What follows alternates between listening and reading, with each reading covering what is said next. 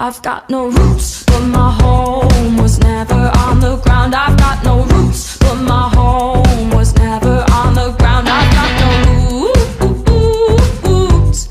I've got no roots. I've got no roots, but my home was never on the ground. I've got no roots, but my home was never on.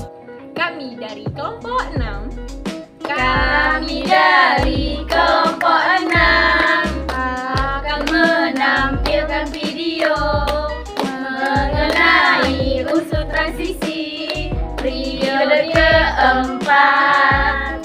Yang pertama kelimpahannya, Yang kedua sifatnya, yang ketiga pembuatannya, yang keempat pemanfaatannya. penasaran ya? Ya. Yuk simak video penjelasan berikut.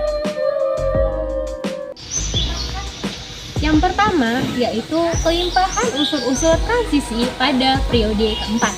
Yang pertama yaitu skandium, terutama terdapat pada mineral orvietil, kira-kira sebanyak 34% massa skandium. Yang kedua yaitu vanadium, merupakan unsur yang cukup banyak, terdapat 0,02% kerak bumi dan ditemukan di beberapa macam biji. Salah satu biji yang paling penting secara komersial adalah V2 dan S5. Selanjutnya yang ketiga yaitu titanium, merupakan logam ke-9 terbanyak, meliputi 0,6% kerak bumi. Yang keempat yaitu kromium, merupakan logam keras berwarna putih, ditemukan di alam sebagai biji krom besi yaitu kromit, yang banyak ditemukan Sumatera Barat, Sumatera Selatan, Kalimantan Barat, Kalimantan Selatan, Sulawesi Selatan, dan Papua. 5 yaitu mangan, berupa logam yang keras dan rapuh. Biji mangan utama adalah pirolusit dan MnO2. Yang keenam itu adalah besi. Nah, besi merupakan logam yang sering kita gunakan. Di dalam besi terdapat biji besi seperti hematit, magnetik, siderit, dan pirit. Yang ketujuh adalah karbon relatif jarang ditemukan, tapi bisa kita temukan di mineral smartit dan kobaltik. Yang kedelapan yaitu biji nikel. Nah, biji nikel yang utama yaitu adalah sulfida. Nah, daerah penambangan nikel dapat kita temukan di daerah Suroka, Maluku Utara, dan Kuala. Yang ke-9 yaitu adalah biji tembaga. Nah, biji tembaga yang terpenting yaitu adalah sulfida, yang seperti kalkosit dan kalkopirit. Kemudian yang ke-10 yaitu adalah seng. Seng ditemukan dalam mineral zinselen, zincert, dan smart-sonite. Sifat-sifat unsur transisi pada periode keempat. Yang pertama, bersifat logam. Semua unsur transisi pada periode keempat bersifat logam.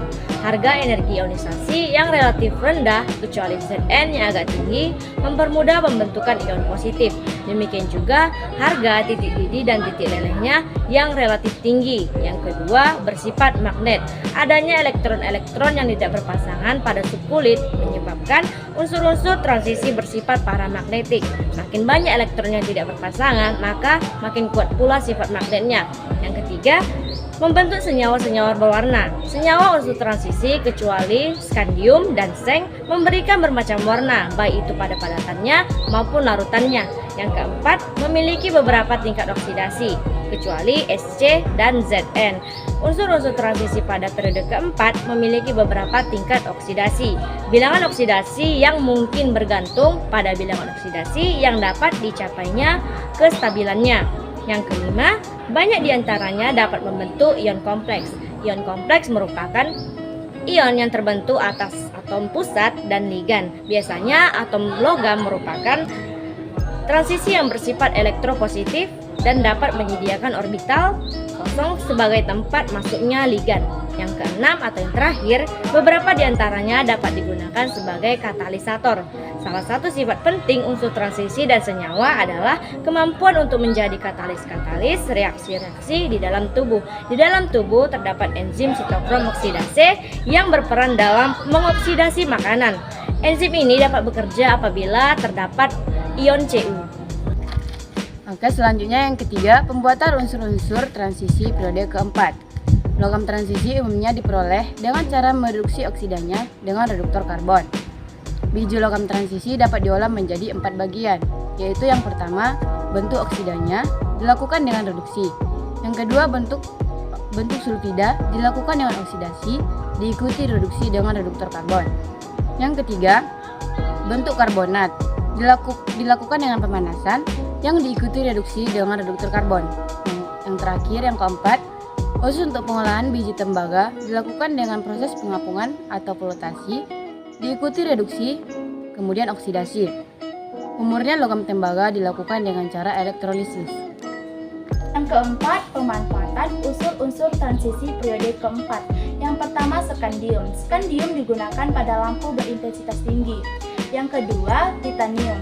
Titanium sebagai pembuatan pesawat terbang dan pemutih kertas.